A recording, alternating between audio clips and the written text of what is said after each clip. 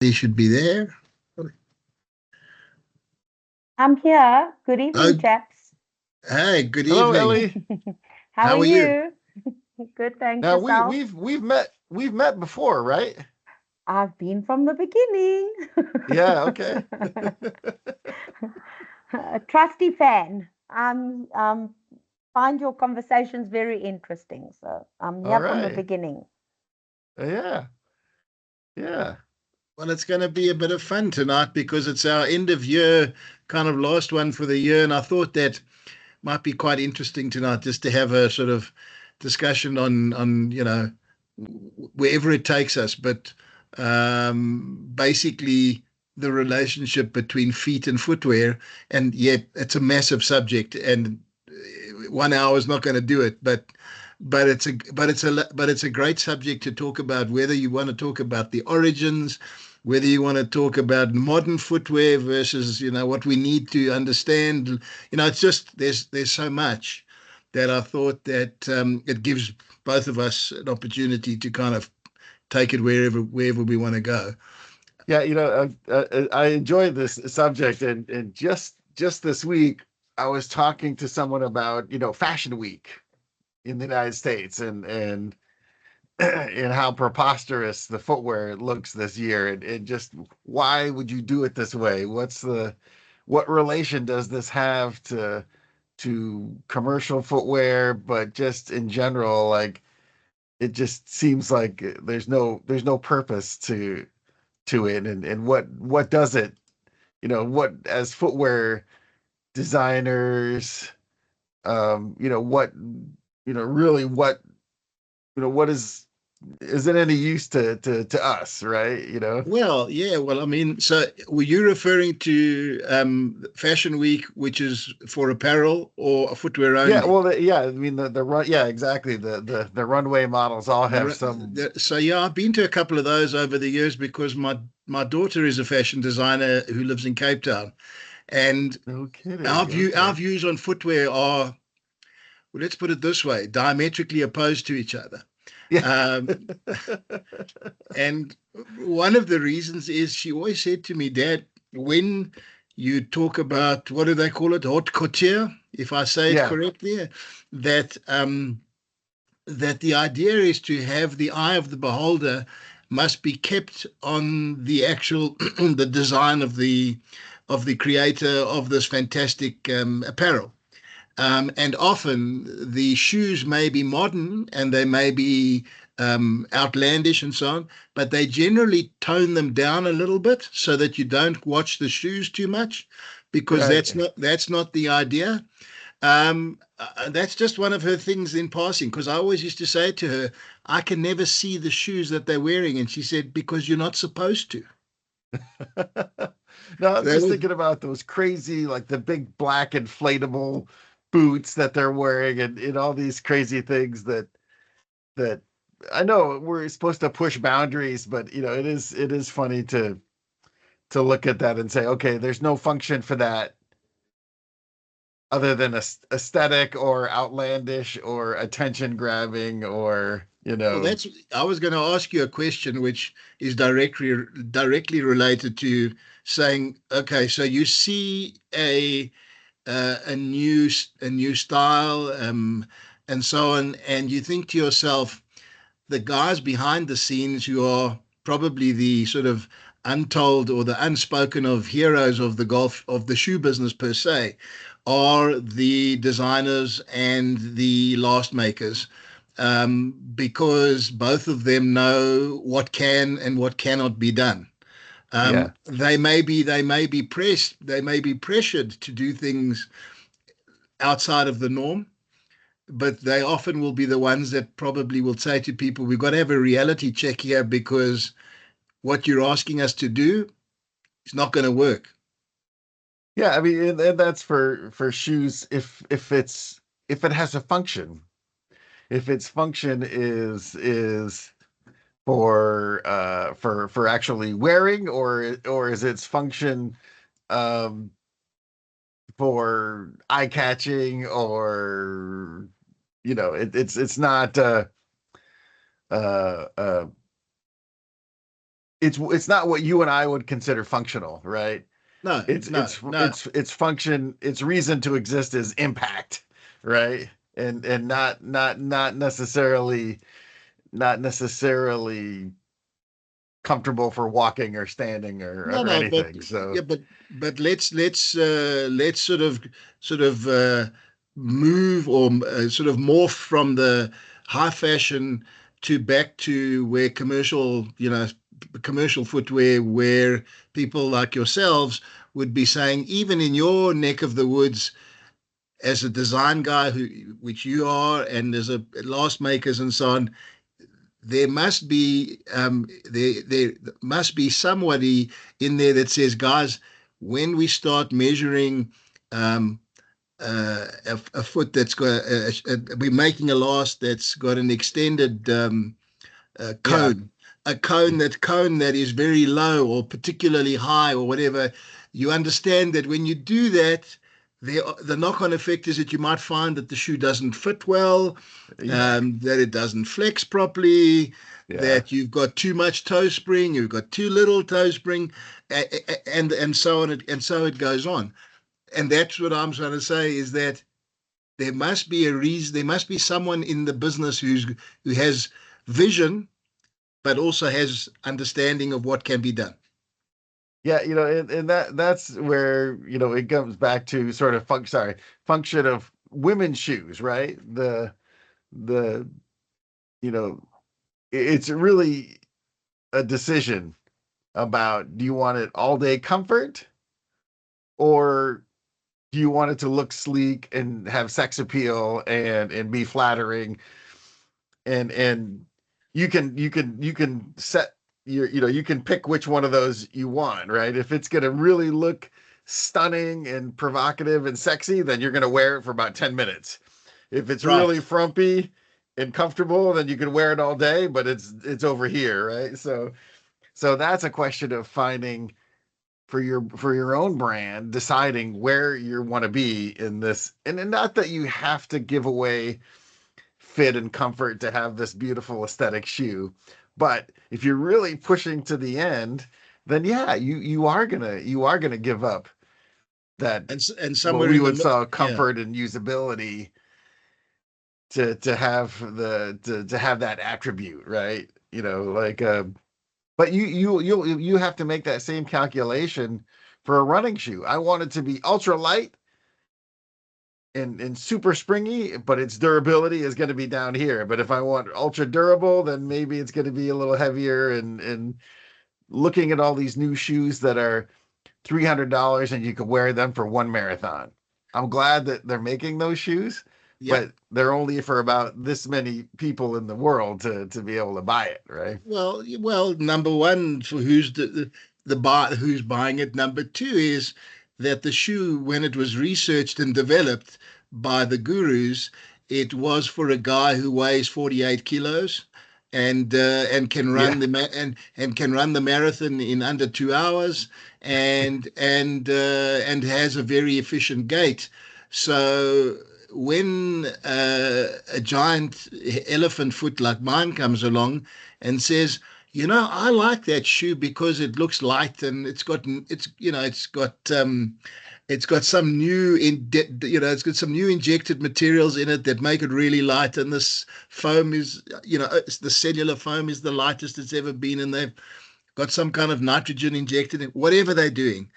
The fact is that from a biomechanical side, when a person who's 100 kilos puts his foot down, either running or walking, and he loads up on his foot, the calculation is not quite the same as the guy who's the marathon runner, and therefore you often find, what the flagship shoe is not necessarily the one that goes off the shelf the most often.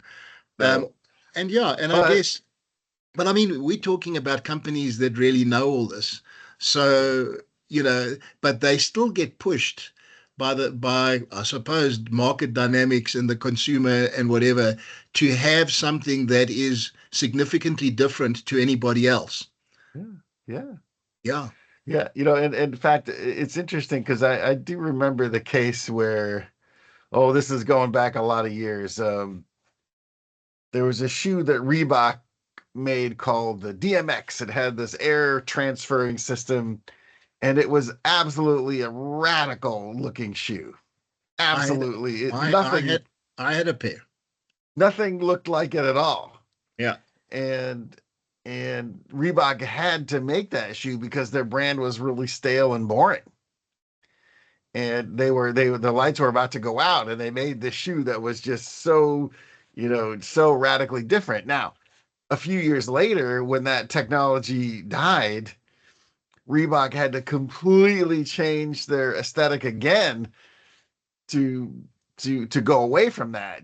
And not that Absolutely. the other look was bad, it's just it was old, it was different. We're watching it. We're watching this right now.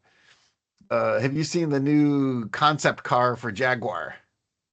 Not Jaguar. No, I Okay, haven't. so No. they took their old logo and their old car designs and they completely threw everything away. And they're showing some absolutely out of this world, Yeah. high fashion concept car. Now, is it really ever going to get there? But it's just a completely and utterly clean slate. Now, I mean, they had to do that because they were on their way out the door. But anyways, hey Ellie, we've been jawing on about this. What Yeah, so what I'd just like to say what's on your mind from tonight? personal experience, I also think it depends where the actual footwear makers are. So, personally, I have had experience with German footwear and European footwear that, if you look at the lifestyle in Europe, right, people walk everywhere. So they leave their apartments in the morning and they, on their way to work or to the metro or bus station or wherever, they stop and they buy a coffee and a sandwich on their way to the office. Nobody in Europe I've ever crossed paths with, and they were carrying, their rescue shoes in their bag, right? So the technologies that are used in foot making in Europe actually takes those lifestyles into consideration. So they are functional, they are comfortable. Yes, they're expensive. Like you won't pay less than 90 or 120 euros, like between 90 and 120 euros for a pair of decent shoes, right?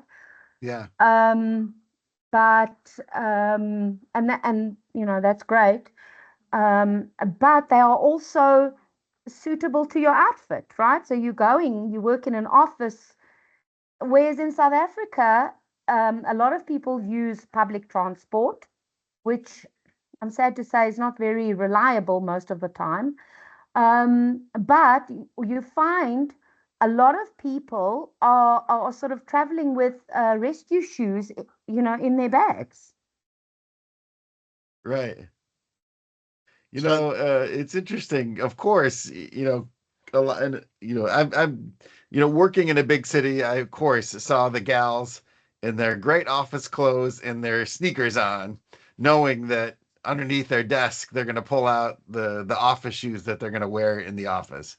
Um, and it's quite interesting because I've had some a client or potential client. Their business model was you know, uh, women in their late 30s, 40s that are working in an office that are tired of that calculation, would rather just have a comfortable pair of shoes.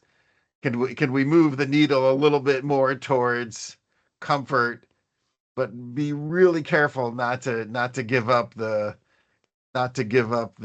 aesthetic of it, Look, in the case of the brand that I take care of, it's a very patriarchal brand. So the ladies range, so in the men's range, there's plenty of technology and comfort and fit and purpose and all of that.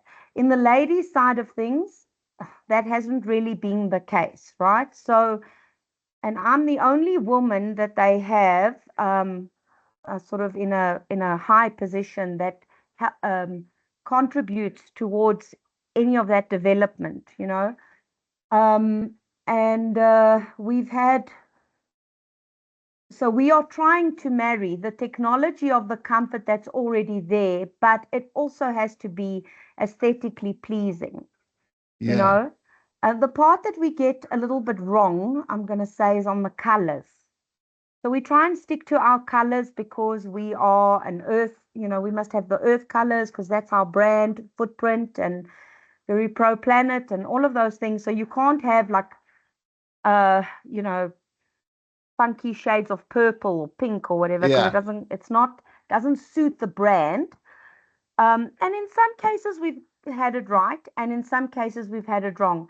Except for our brand is more of a hybrid between your casual lifestyle and your lifestyle activities, rather than wearing it to the office or going back to work, especially now where everybody is going, you know, being summoned back to the office. Yeah. Hey, I have a question for you. Do you find that in your women's shoes, the price is a little bit lower No. or no? No, ours is not. Okay. Our ladies' footwear is actually, it's about 300 or 400 rand more expensive than the men's footwear. Okay. I've actually got a style at the moment that is sort of, I want to use the word unisex, Uh-huh. but I mean, obviously that's not the right word, but the ladies' style is being fashioned around a top selling style for them out of the men's section, except it's much lighter. It is, and a bit funkier because the colors are a bit brighter. They're not, you know, so demure. Um, but I mean, at the end of the day, everything is basically the same. So the upper is a leather.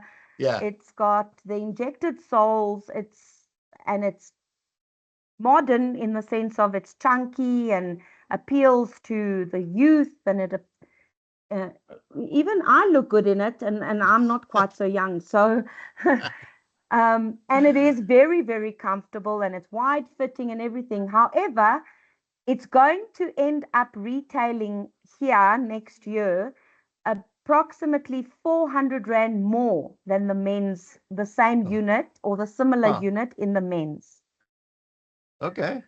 which I The don't reason I understand actually, but yeah, there you have it. no I don't the get it. reason yeah the reason I asked that is because in some markets, you know, if women are buying more shoes, then the price could be a little bit lower per pair, where the men's are happy to have one or two pairs and pay more for it. But in other markets, women have more and more expensive shoes. So, you know, In my case, okay, again, because I'm mainly focused on the men's and my men's range is more established than the women, I have customers who, you know, they have more than 10 pairs of my shoes in their yeah, cupboard. It will shock you actually how much men are more into shoes than women are. Also, women want such a variety because they want, you know, six different pairs of sandals and six different pairs of platforms and 10 pairs of heels, and they want all the colors, so they do go for the cheaper ones because they don't intend to wear it day in day out.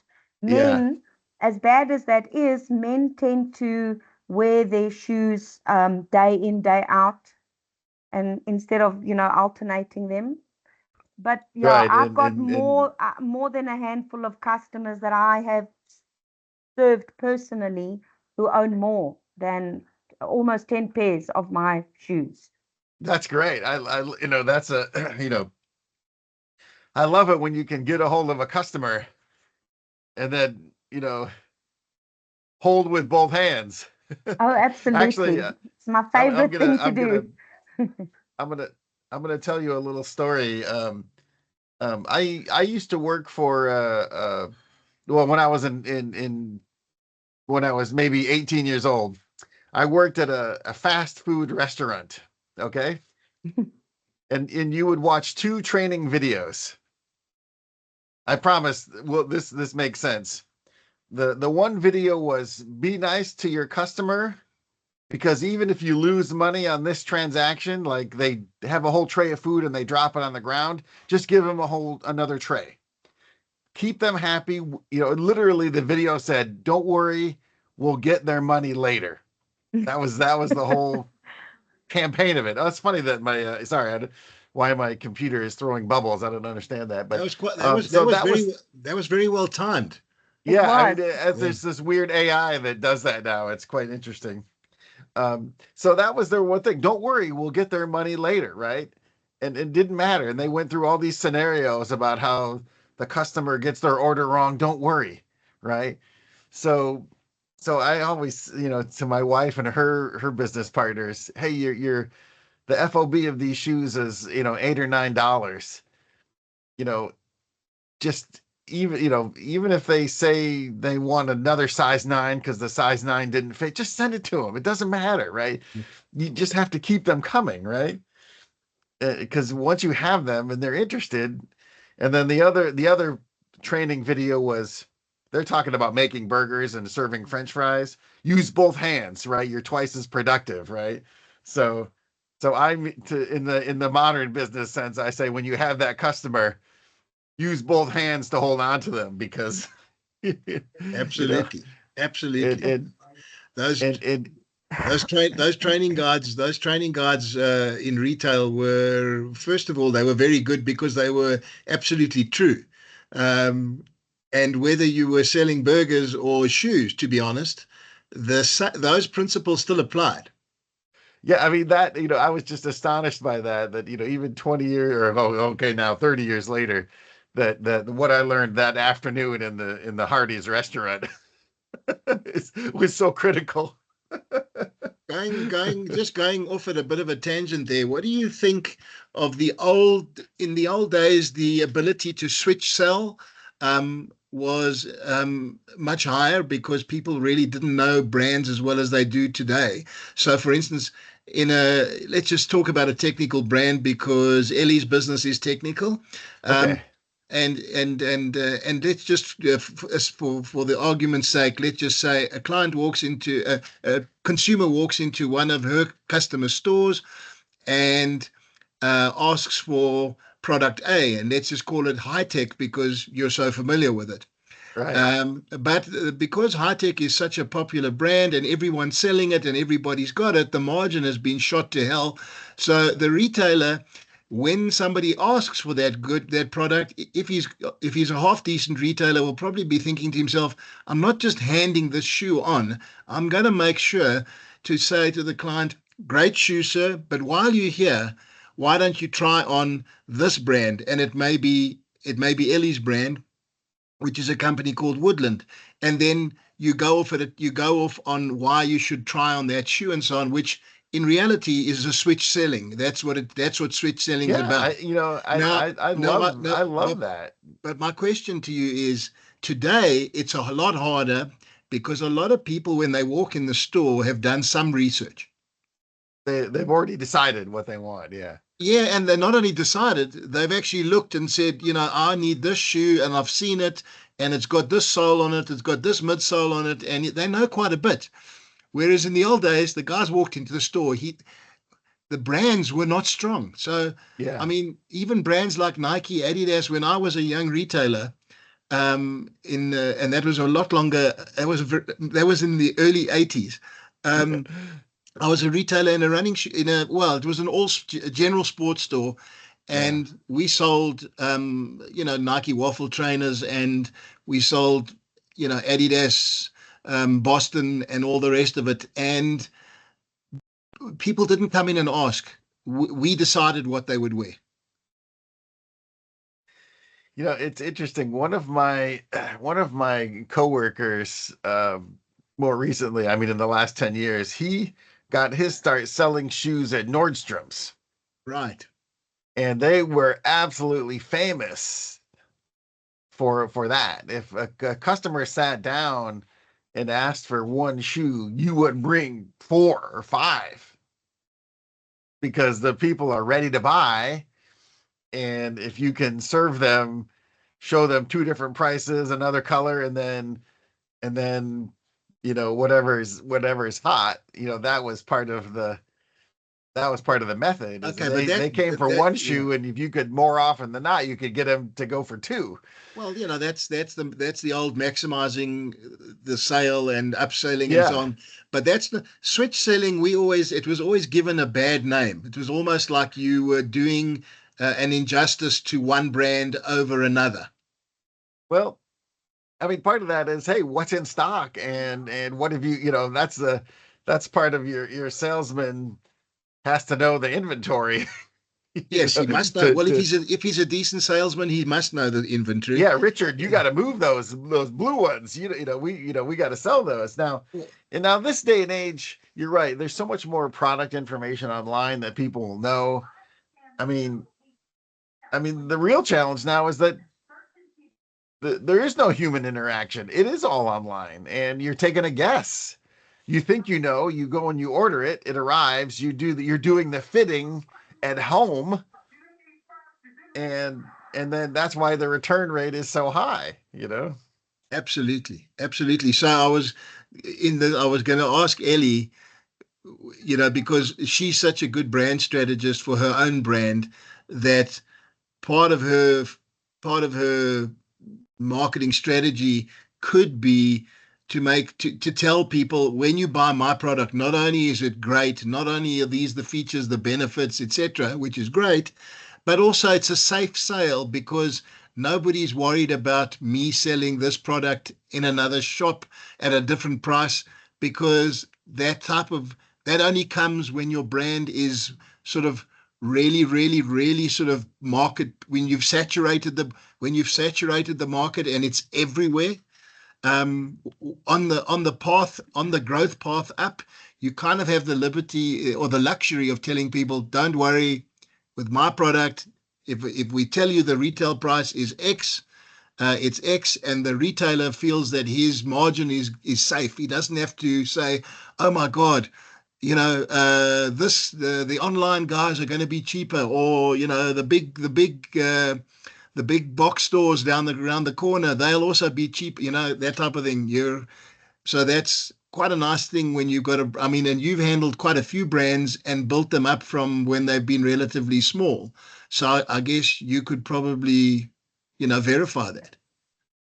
Yeah, I've been in markets with absolutely ferocious competition from a fashion and a price perspective, and in fast growing categories, but also in mature categories. And we spent a fair amount of time trying to make, like in the skateboarding, there was all style, comfort. No one cared about comfort. And we're in a market with really terrible shoes. So we really focused on making sure that our comparative shoes were more comfortable. And so that when you sat down and put the shoe on, that it was noticeably different. Now, that's, I think, in the case of, high tech and woodland, that's a strategy that you probably you got to think about pursuing, because if you could make a shoe that's a little bit more comfortable, it doesn't have to be a lot, just noticeably more comfortable, and hold the retailer margin, then they're gonna want to sell your shoe, So what because it I've done in that way is I've taken my cue from the actual customer themselves, right? So Woodland in Southern Africa we are currently in our 6th year, two of which were in COVID time. So you understand it was very, very, very tough. Also, Woodland is a truly outdoor positioned brand. Okay, so and because Woodland comes out of India, they are a very humble people, right? They don't brag about the things that the younger or the Gen Z consumer is looking for. So, I mean, Woodland's Pro Planet initiatives are amazing, and they're an arm length of accreditations that can be given. But Woodland doesn't brag about them, right? So here along comes this South African person who comes and says, no, no, no, we have to tell the public about this. and that, because the Gen Zs, I've experienced, I learned in some marketing uh, courses that I attended, because I was a compliance officer before this for the financial Okay. services industry, okay? Nothing to do with shoes except the ones in my cupboard. Right. So, and I learned that, so Gen Zs are very particular with which brands they back with their money. So while they have got a lot more liquid cash to spend, they want to, and they don't mind paying a little bit extra as long as the values of your brand matches their value system. Now, Woodland has got all of those values and some, but they don't brag about it. So, and they actually feel a little bit taken aback when you say, no, no, no, we must show how we do the recycled rubber is a bit of a it's sustainably sourced, that we use vegetable dyes in our leathers. The minute you explain to the customer that the vegetable dye actually over time fades, so the quality of your shoe is still great, but the color fades. So it's not as bright as it was, and that's because of the vegetable dye. The minute you say that, there's a whole other understanding that comes from the consumer, and then they keep coming back. And then they tell their friends and so on and so forth. So I've been blessed in that, because we've sold almost 40,000 pairs of shoes in the last 6 years. Probably half of those I have fitted myself. So I have listened to people's stories about their feet, about their experience. And I take it all on board, and from that I learn and I apply it. I mean, I don't use it against anybody because it's not my place, and I really don't know anything about anybody else's brand. I just know my brand. And I take all of that on board, and based on that, I make decisions with regards to styling and colors and eyelets and length of shoelaces and the cheapest way to keep your shoes clean, etc., etc., etc. But I've That learned is that awesome. from the public. I have a question for you. How much of your marketing is online? Do you have a fairly online marketing or web presence? Yeah, I do Or- have a web presence, but to be honest, it's really not a challenge to any stockist for that matter at all. Okay. But Well, what no, I here the do reason. do is I do the online marketplaces.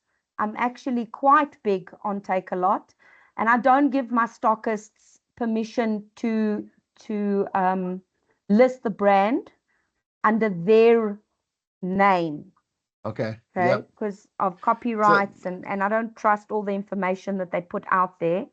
So yeah, I don't allow that. I allow them to put it on their own websites. That's fine, yeah.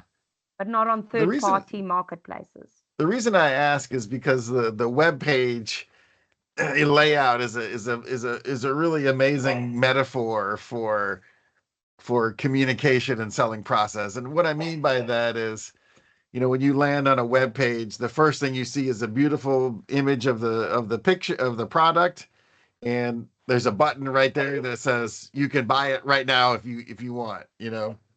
Hold on, sorry, 1 second here. Let me. Okay, sorry. That dog's barking. Sorry. The uh, That's all the good. the top of the web page is the place where the customer who is going to be make the spontaneous decision makes it. They look at the aesthetic, they look at the price, and they make their decision right there, right? Yeah. So from there, sorry, from there, the next is, what type of information do they want to see about the product, right? So if they didn't make the decision on the aesthetic and the price, then the next level down on your web page or your communication is all the data, right? This technical specification. So those people want to know all the detail, and then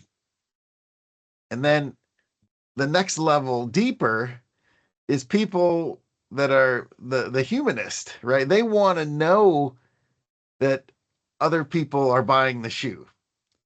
And you do that by testimonial, you do that by showing the product in its element, you do that by just letting people know that other people have bought this shoe and that you're joining this club, right? And Yes. that is maybe influencer or park sponsorship or whatever, related to the outdoor.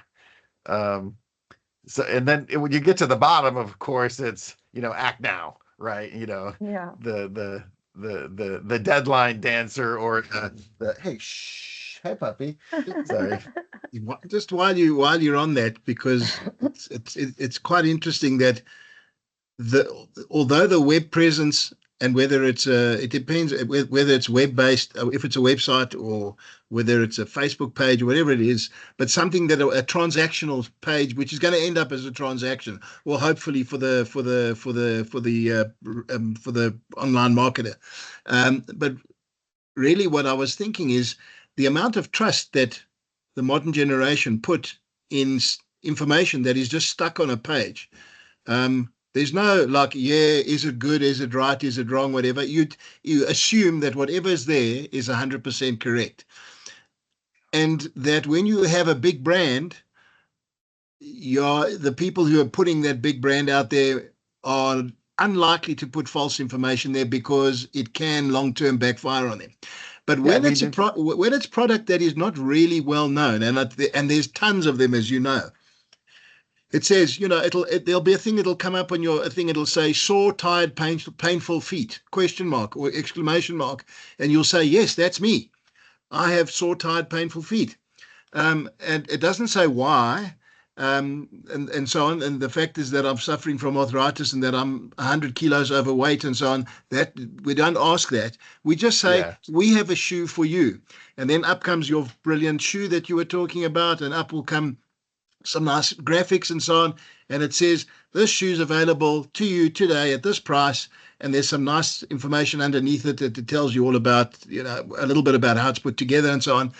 And if it's wrong, okay, there's always this thing that, well, if it's wrong, I can send it back. So, that's, I don't know that people don't, are people buying on the basis that there's almost expectation that there's like a 50-50 chance that it might not fit, or 60-40, that 60-40 in favor. And therefore, if it doesn't fit, I'll send it back and they'll credit my credit card and that'll be done and that'll be over. It's kind of like the risk that people are willing to take now is much higher. Yeah, I mean, COVID taught us that we can just have it sent to our house. Right. And the liberal return policy, as long as you don't wear it out on the street, they know that they have to take it back. And I'm a little bit cynical, because I think some of these new styles of shoes are specifically designed to sell well online, because they don't really fit that well anyways. Like the barefoot shoe with the round toe. Anybody will put that on, it'll fit. Great. Right. Is it actually a functional shoe? I mean, when I see barefoot shoes designed for outdoor, going, that looks great. When you go downhill, your toe is just going to go to the end of the shoe and you're going to be, it's not really going to be functional that way. But it never gets returned online, because when you take it out of the box, it fits or doesn't fit, So just, yeah, so to take that further, to say, I would imagine it would be nice to know figures from big brand name companies that spend a lot of time on making sure that the fit is great and that the comfort's great, that everything they do is around satisfaction. Um, and for instance, take a company like, let's take Nike as the example, because it's the name. It would be nice to know from Nike what percentage of their sales total, okay, are online versus the rest of their business. Oh gosh. Now you might know that, but I don't. But No, that example you cite is a great one because Nike thought they were going to do all online strategy, and they told a bunch of their major retailers, sorry. Sayonara. And now we have Hoka and On, those brands, they walked right in and they took that market share, and those retailers are not going to give it back. They really, by abandoning their retailers, really caused a lot of problems for themselves and let those other brands in, to the tune of billions of dollars. Now, we say, oh, Nike's selling fewer shoes. Yes, they are selling fewer shoes, but they're still selling 4 times as much as their nearest competitor. So, they're not, they're laying people off, but it's not like they're selling dramatically. It's a lot of shoes, but not a high percentage less than they were selling. So, but they let those other brands in. But maybe the question is that, for instance, they might have projected that, and I'm just giving you a figure, that online sales for them would become 20% of their turnover. Yeah. Maybe, yeah, I don't know the number. maybe. And maybe they would get there but now you're telling me, but they might get to 20%, but then it'll be sacrificing, a lot of their other business, as you say. The mom and pop business is gone for them, really. And a lot of companies have followed suit, and I wonder if they're going to go through the same learning curve where they'll say, we dumped our original clients that were our old wholesale retail customer relationships, and we went for the big fish, which was online, and our own online, which is wonderful because your margins are obviously much better. But if you don't have the distribution via those people, in the street, on the street, are those people in the street not effective anymore, or are they still as effective as they were? I think that they are always still effective. I mean, all of the brands that have today got a big name, Converse, Nike, Adidas, they started in those mom and pop stores in order to get to this place. By withdrawing themselves and taking that shelf space away, they also did themselves in because the feet were going through the door of that mom and pop store. Yes, because Shop X was stocking Nike or Adidas or whatever. And the guy was walking away with a Nike plus some other things. Now he will only go for a Nike there, but the rest of his money he's spending somewhere else. So Nike isn't, getting the add-on sale, or any Nike for that matter, isn't getting the add-on sale.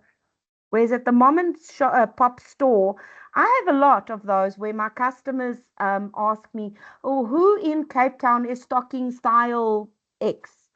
And I'll say, okay, well, you can go to this stockist and that stockist and, have a look there. Or if you don't like what they've got, they can get a special order for you. And the first thing everybody says to me is, but you're sending them to a stockist where they could actually end up buying somebody else's brand. So it doesn't matter. My stockist knows that I sent the customer there, that I've got their best interest at heart. So when I'm coming with a new style, they're going to give me a shot. That's true. But that's a very what's the word? Broad-minded strategy. No, it is a broad-minded strategy. People, that I happen to agree with you, but you might find that others would say, but Ellie, why don't you direct people to your own store where it's 100% hit rate? There's no chance of them buying anything from anybody else. And yeah, that's where the argument comes in, where you're taking away the ability for the individual to think for himself, by not stocking a variety of brands. by only having one brand. One So brand, yeah. exactly. Hey, I mean, it's a great when someone walks into the store and you've already they've made the decision when they come in. I mean, that's like when you shop online at a brand's website, they've already made the decision that they're interested in the brand. So your brand marketing succeeded. You know, and I've worked for a brand where the mom and pop retailers in this segment all disappeared in sort of 3 or 4 years, and that was it. These brands all went, you know, like Yeah. the independent skateboarding shop died, and everyone went mail order, or they went to the shopping mall, and the brands that were specific to that category went away. So spreading yourself out and making yourself available in other places is really important.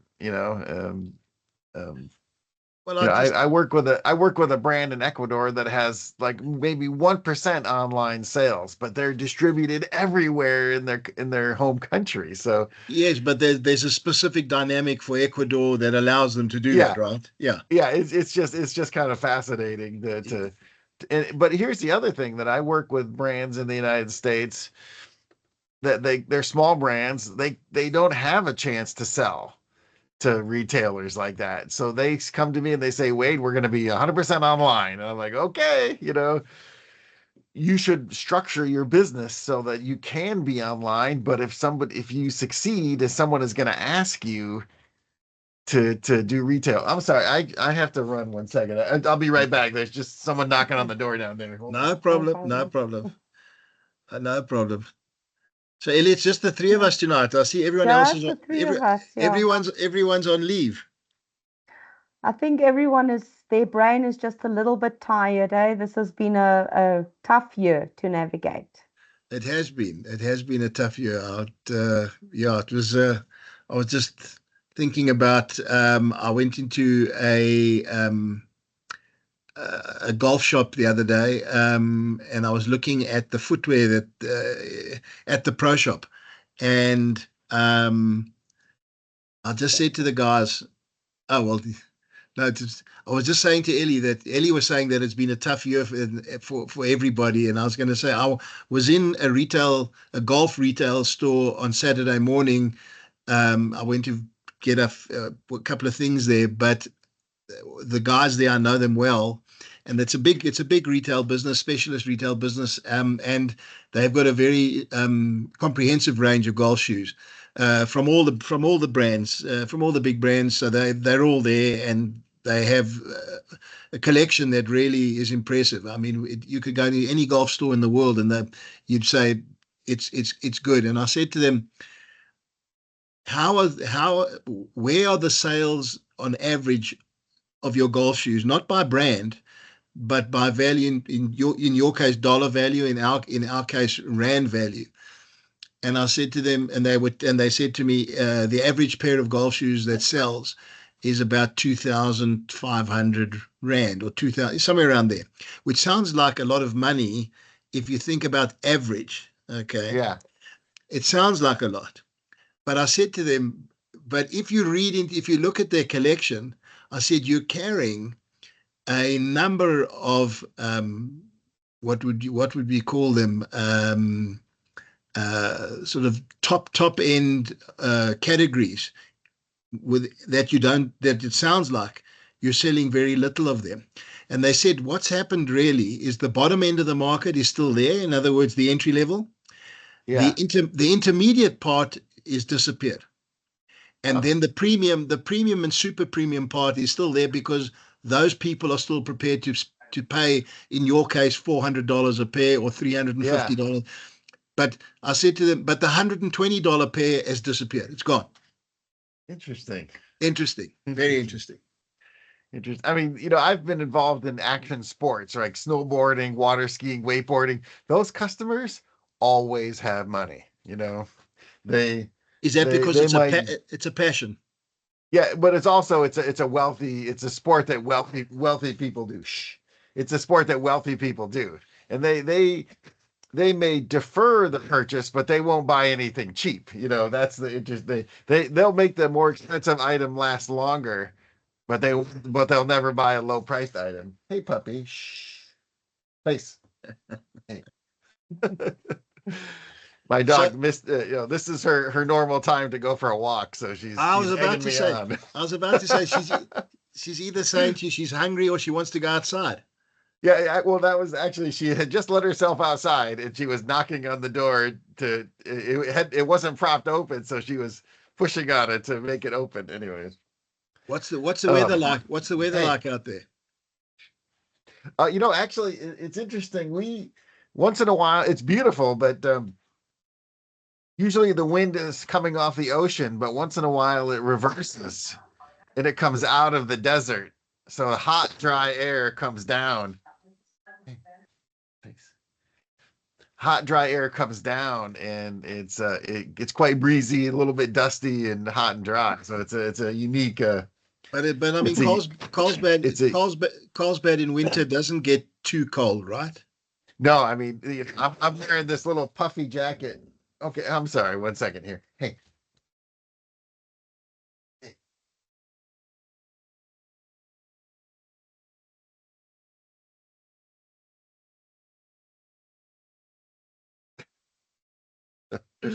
Sorry, it's quite beautiful. It's for these holiday times, but anyways, Ellie, is there anything else we can talk about with you this morning? I'm getting dragged in other directions. I'm really sorry. Not at all. My dog comes with me to the office. She's my mascot, so you're in good company here. Don't worry about it at all.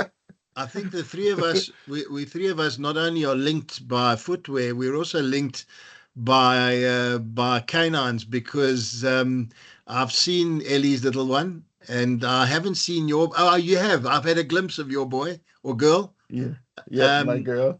And we've got a couple, and my guy also is amazing. I had a client come and visit me at home, and from a woman from Zimbabwe who's a bootmaker. And I said to her, "Are you dog friendly?" And she said, "Absolutely." And so as soon as someone's dog friendly, it kind of breaks the ice, because then you don't have to worry about whether the dog is licking them or pushing them or whatever. Yeah.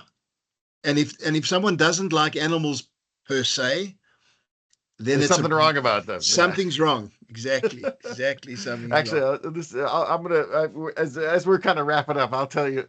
Last time I was in China, we were visiting, and we were outside of our normal factory base, and we were staying at this hotel, and the people we're traveling with is outside having a cigarette in the morning, and this same dog comes up, right? And it turns out the dog lives in the bushes behind the hotel, and it's just a sweet little, I don't know, mixed breed, whatever. And my coworker ends up hiring a car, because we were taking the high-speed train. He hired a car to transport the dog back to the other town, and took it to the vet, cleaned it up, and is making amazing plans to adopt it, to take it from China to the US. No way. Gorgeous. But the factory owner is like, I think this dog would prefer to stay here, because she has several dogs of her own that are in the factory. So now the boss of the factory now has adopted this dog, and it goes to work every day in the back of a BMW 700 series. So it's really funny to see this the street dog run out and jump into the back of the BMW. And I'll say this jokingly. There used to be, when you said to me there was a dog behind the factory, I was going to say, not for long. Oh yeah, no, yeah, that was. Yeah, but I guess that's just talk these days, or is it not true? No, actually, when you go further into the mainland in the winter season, they still do. I mean, I remember seeing dog had already been butchered. Yeah. In a wet market, and this is maybe 15 years ago. Yeah, that's So I was going to say listen, although it's not the same comparison, but we are quite happy to slaughter cows in their millions, to make our shoes, and we're quite happy with that. So in a way, it's hard to be, what's the word I'm looking for? Hypocritical in a way. Yeah, right. I've got a pair of boots that somebody's making for me now out of buffalo skin. And I said to them, I'm almost got this like thing. I shouldn't be wearing it because, and they said, well, someone's going to hunt the buffalo and someone's going to wear this, someone's going to buy the skin and so on. So there's always that sort of like, what happens to our value system when it comes but, to, it's interesting because leather is a byproduct. It is. Yes, it is. It is actually waste. If we decide to waste it, because people still want to eat those animals. Yes. So either you find a productive use for the hide or you throw it away. So I don't know if you saw that picture I put on the screen a little earlier. Was a Neolithic shoe that I shared on the screen. I'm not sure if you saw it.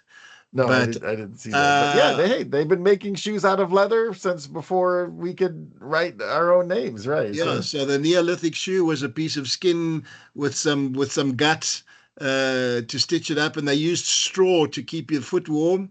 And so we developed from there. I mean, that's where we are today. Yes, we are more sophisticated, but in reality, we haven't changed that much. No. That shoe that you're talking about, I know it was the hunter that was found in the glacier, right? Yes, that's exactly what he was wearing. Fascinating.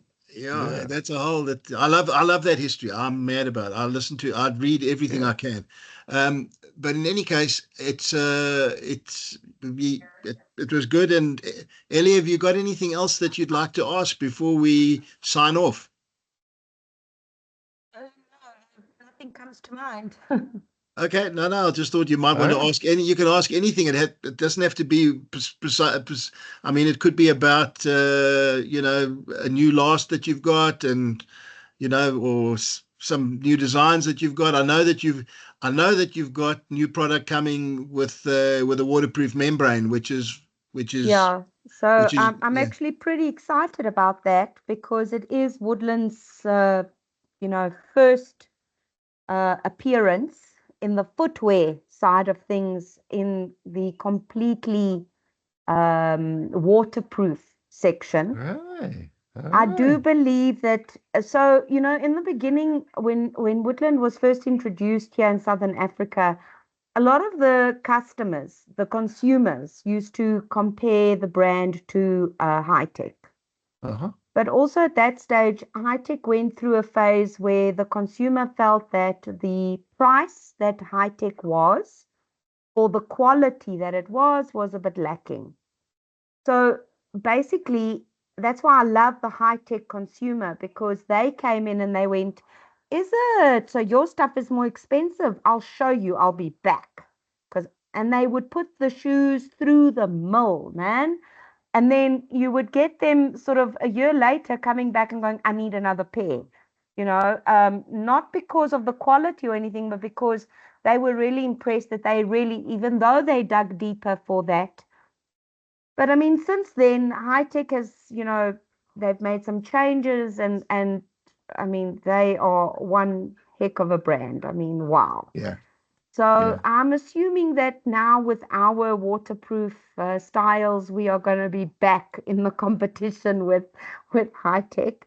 Because at the minute, most of our shoes are being compared to the likes of Merrell, Salomon, and the likes. And of course, we're gaining market share in that regard because our styles are similar, but they are better priced than the Merrell and the Salomon. Yeah, and I was going to say, you're doing yourself injustice. So you're better priced, and if you take on companies like Caterpillar and Timberland and so on, who are certainly, going to be concerned that you're now playing in their market. I hope so. I hope that they will see the name. But I think it's too soon to even hope for something like that at the moment. I mean, we are far from stealing anybody's market share. All I see with that is that we are filling in a gap. We are now going to be able to have shelf space in a higher LSM stockist, which is very good for elevating the actual financial value of the brand. Because the brand is actually, it's really undervalued for the market here. So what we've done is we've kept our margins very, very low in order to break into the market. So, and obviously that's done us an injustice, us as in who've sweated every day. It's done us an injustice. Um, but it also, has allowed the brand to get onto many more feet than what it would have had it been priced as it should have been. And it Right. should be priced closer to the price range of the likes of Cat and Merrill and Solomon and so on. So, yeah, look, the other thing that I have an advantage of over a brand like High Tech is that while my waterproof shoes have got some mesh in between on the upper, they also have leather, whereas the High Tech side doesn't have leather. They've got PU, and which has helped them keep the price points down, right? That's why their waterproof shoe or boot is going to be, or is, about 1,000 rand cheaper than what mine is going to retail for, Yeah, so and that's critical to let people know that it's real, genuine leather. Of course. Hey, I want to pull back up a little bit when you say you're charging less than you should, but this is, I mean, I've been in this circumstance too, where you decide that you could either buy advertising, right? You could spend that money to buy advertising, or yeah. you could spend that money to have a little bit lower price, right? Yeah. So that money's money, whether you put it into marketing dollars or you say, I'm not going to say spend it on yourself to keep your price low. So, you know, you know, when you Yeah. spend the money to market, you can elevate your brand. If you sort of give that money to keep your price lower, it doesn't elevate your brand. But, you can sort of switch gears and Yeah. So eventually so we do that. So we in the end, your margin ends up being the same. It's just, where did you spend it? Did you spend it yeah. externally marketing, or did you spend it internally keeping your price low? So You know? unfortunately, when we first started out, all of the players starting in this didn't have any footwear experience. Uh-huh. Okay, and even less marketing experience. And when I started with this group, I was just the support act. Yeah. I ended up running the show because, COVID happened and all the mice left the ship. So, and I just stuck around because I'm very dogmatic in that way and I keep coming back for more. So, and I'm glad I stuck it out because I've learned a whole lot of other things. And I must say that this industry is also a lot nicer than the financial services industry for sure. Sure. And you meet some really dynamic people, and nobody's out, to stab you or take advantage of you and things like that. However, unfortunately, so 2 years, we emptied our last container in February of 2020. So we went into lockdown. So lockdown in South Africa started on the 26th of March 2020, Right. and we emptied the last container on the 28th of February. And obviously around the world there was all this talk about locking down and whatever. So all our customers who had forward orders that were about to be shipped off reached out to say, please don't send it out yet because we don't know when we're going to be opening the doors. There's many countries that we look after because we look after up to Zambia. So Wow. many Yeah. of the countries that we came back to say, please don't distribute. we will be in touch. Just hang 10. And, we were we were an infant business, stocked up to the hilt with no place to go. It was the disaster of the century. And at that stage, I think out of panic, sheer panic, the pricing model was changed. Our Yeah. sales agents left us.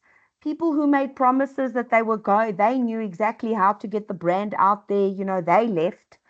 And so the investor got stuck with, an ex-compliance officer Right. with Well, all the best intentions. So it's you taken a long survived, time. Yes, you, absolutely, we did. We did. you survived. But it's been tough. So for me now to elevate the pricing of the brand and put it where it's supposed to be, to uh, to be fair value to the brand, as well as to our own pockets. Let's face it, my investor wants his investment back. Yeah. Yeah. Um, in order to do that, I've had to bring in a product that is higher priced, but the technology is there that supports that higher price. Yeah, and that's actually, I'm glad you mentioned that, because and this is where you have to shout it from the mountaintops and tell your story, because good design is valuable, and marketing adds value, but Mm. marketing's not free either. So, but the your margin may not change right away, Yeah. because you have to take those margin dollars and put them into the advertising. So you know what I mean? So Yes. but at least if you switch strategies and you're putting that into forward marketing, though your margin doesn't change, your brand image will change, and eventually you will be able to elevate the margin. It'll take a little while. Yes. Correct. And that's also where I'm glad that you're doing a waterproof shoe, something that has special features, because that just lifts everything. If you're even if you and I'll say this, even if you make a high priced shoe that doesn't sell very well, but if you only order the minimum and you just prove to the market that you can make and deliver a high price shoe, even if nobody buys it, it's still there, right? Correct. Yeah, So but at least it can and I think it becomes a statement piece for the brand. It well, just make sure your expectation is that it won't, set your expectation for its sales a little bit lower, but at least you can just crack the ice to move a little higher, right? well, you basically you hit the nail on the head that when you do have these premium or super premium or flagship models, you must stand on the rooftop and tell everybody about it, Yeah. because it makes the rest of your collection not look so expensive. And as you quite rightly say, maybe you don't sell on the same amount, but the fact is that if every retail store that you're in at the moment, Ellie, took a waterproof shoe from you, it would change the nature of your business.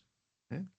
I mean, at high tech. I mean, this is so. I worked at high tech in the early '90s in the sorry, in the late '90s in the U.S. And we made two models that had Vibram at the time, two models that had Vibram outsoles, because the rest was just whatever Chinese Yeah. made. It didn't matter. So we made two models that had Vibram units, and people were always shocked. Hey, you have Vibram unit? Yeah, of course we do, right? We sold about this many, but it was Mm. there, Yeah. right? Yes. So, I don't know if you do sell any Vibram unit shoes, No, or we don't have Vibram. My principals don't. There's something about a political stance between India and China or something. I'm not 100% sure where that political field plays, but right, so we don't do Vibram. Okay, right. that's the bottom line. Because Uh, you'd have to get the Italian one, or yeah, okay. All right, yeah. well, yeah, that's tough. But that was one strategy that they used to try to to perk it up a little So bit. I've So read a lot about a lot of different brands in order to help me cultivate a wannabe shoe dog mentality. And in doing so, this is why I made the decision. I mean, Woodland has given me samples of the waterproof, styles. Oh, I've got maybe 30 at the minute in my office. But I literally looked at them and I went, well, the model that but the ones that I've chosen the brown and the olive green. Obviously, we are Woodland. That is our signature colors, right? But the brown is very chocolatey and the green is a top seller for us. The olive green is a top seller for us. But the model that those styles are sort of fashioned around has been, we had a style similar, but it wasn't waterproof, but it was around with the same last. And that style was one of our slowest sellers, but one of our best sellers in the sense of it gave us brand loyalty. I had no returns on that. There was comfortability, there was durability. I got guys still coming now with the original pair that they bought 6 years ago to just get new shoelaces. actually, So, here's a question. So the Woodland, they have some models. Do they, if you have the ability to buy a small quantity of that type of shoe, but in a shocking color, it's worth it. they're not quite there yet. They're not quite there yet. So I did think of that, like maybe doing like a neon orange, so that it's really like almost like a safety type element that you're wearing it, in the dark or on the street or, something Yeah, like I mean that. the But only reason I say that shocking one is your expectation is they're gonna look at the orange one and they're gonna buy the green one. That's okay. But just that you just like we talked about the high fashion shock yeah, value, the attention, just be like people walk in and go, "What is that?" And you might have to tell your stockers, "Hey, take two pairs of this. If they don't sell, I'll take them back." Because yeah. it's just a when people walk in and see it on the wall, they have to ask, "What is that?" And they go and they get Yeah, exposed it's to the brand. So how did you guys say in the first chat that we started out? You put the red shoe and the one next to the red one goes sells, something like yeah, that. Yes. exactly. Correct. Yeah. So actually, Well, I'll tell you. Maybe I told you this story before, but I was selling flip flop sandals, and this we're in Australia looking at the wall, and everybody was following the same graffiti, urban art trend, Yeah. and I missed that trend. I just didn't see it, and I just had a giant logo on the shoe. That was it. But when the wall was completely saturated with all this crazy graffiti color pattern, the one that you could notice was the one that was so simple that just So had the yeah. giant logo on it. So the other brand, you could not tell which was which because they all did the same thing. But the Etnies one really was eye catching because it was so simple against all the other crazy ones. So Well, that it's happened just to me with my top selling ladies boot. So that boot it's sort of fashioned around a Timberland. It's got a Timberland look, but it is designed for outdoor hiking and trekking and that kind of thing. And obviously the olive green being, our signature color. It's part of our core range. But in order to sort of introduce the ladies to a larger variety, and because that particular boot um, is a little bit on the expensive side, I will say.